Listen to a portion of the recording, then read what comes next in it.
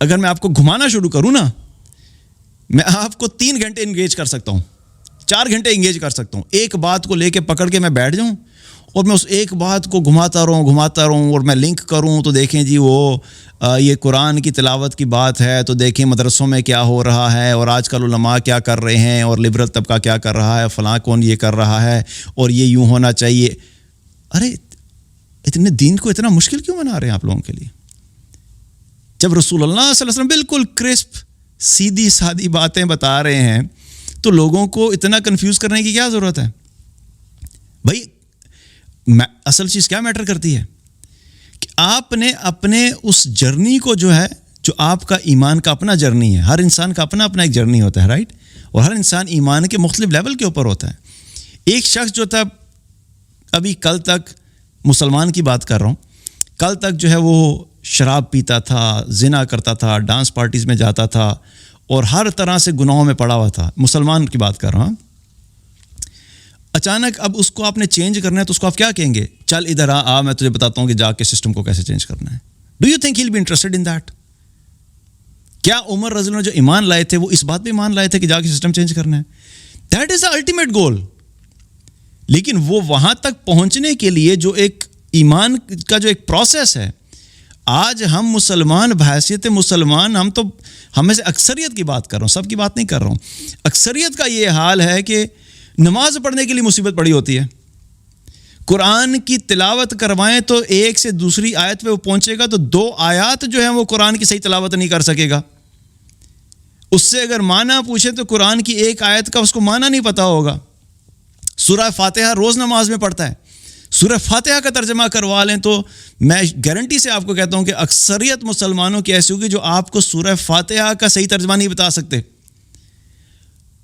تو اس شخص کو جا کے آپ اس ایریاز کو ایڈریس کریں گے نا جہاں پہ وہ پھنسا ہوا ہے، اس کے دل کے اندر اللہ کی عظمت آ جائے، اللہ کے رسول صلی اللہ علیہ وسلم کی عظمت آئے، قرآن و سنت کے مطابق زندگی گزارنے کی امپورٹنس کا احساس پیدا ہو اس کے اندر.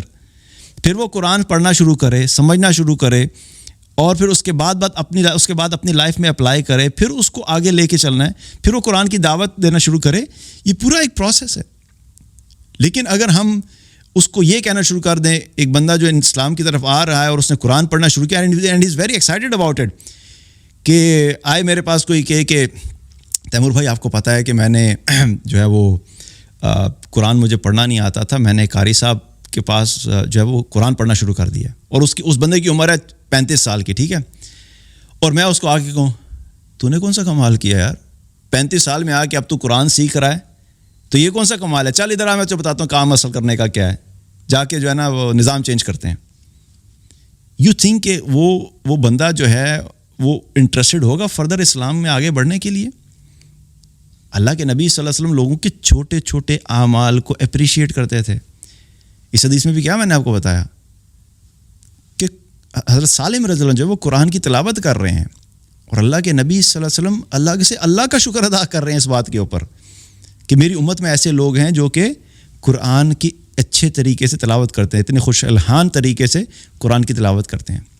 تو بات جو مقصد بتانے کا یہ ہے کہ جب بھی دین کی بات ہو، آپ یاد رکھو کہ ہمارا دین جو ہے وہ بہت simple, basic, crystal clear, to the point ہے. اور رسول اللہ صلی اللہ علیہ وسلم لمبے چوڑے لیکچرز نہیں دیا کرتے تھے. یہ جو 4 گھنٹے کے لیکچر ہمارے یہاں ہوتے ہیں نا، یہ اللہ کے نبی صلی اللہ علیہ وسلم کے لیکچرز ایسے نہیں. یہاں ایکسیپشنل ایک کیس ہے، کچھ کیسز ہیں جہاں پہ ایک مرتبہ ایک روایت ہمیں ملتی ہے جب آپ صلی اللہ علیہ وسلم نے علامات قیامت کا ذکر کرنا شروع کیا تو بہت ساری ایسی تھی کہ آپ نے ایک بہت لمبا ٹائم لگایا ان کو ایکسپلین کرنے کے لیے ایک ہی دن میں. لیکن جو آپ کا معمول تھا، آپ کا معمول یہ تھا کہ آپ بالکل مختصر جو ہے بات کیا کرتے تھے، ٹو دا پوائنٹ بتاتے تھے، اور لوگوں کو بتاتے تھے یہ کرنے کا کام ہے، یہ چھوڑنے کا کام ہے، یہ کرو گے تو یہ ملے گا، یہ نہیں کرو گے تو اس نقصان ہوگا. It is very simple and clear and basic. تو اس کو بیسک ہی رکھنا چاہیے، اور اپنے ایکشن پوائنٹس کو کلیئر رکھنا چاہیے کہ ہمیں کرنا کیا ہے، اور ان ایکشن پوائنٹس کو اپنی لائف میں اپلائی کرنا چاہیے. اللہ تعالیٰ سے دعا ہے کہ اللہ تعالیٰ ہم سب کو عمل کی توفیق عطا فرمائے. بارک اللہ علیہ ولکم. السلام علیکم ورحمۃ اللہ وبرکاتہ.